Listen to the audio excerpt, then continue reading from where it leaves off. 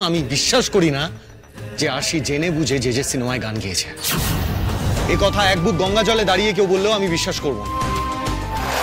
দেখ বাবলু, দেখ কি মেয়ে, দেখ টাকার জন্য তোর মান সম্মানের তোয়াক্কা না করে তোর শত্রুর কাছে ছুটে গেল। ইচ্ছে করছে না একটা চোরে।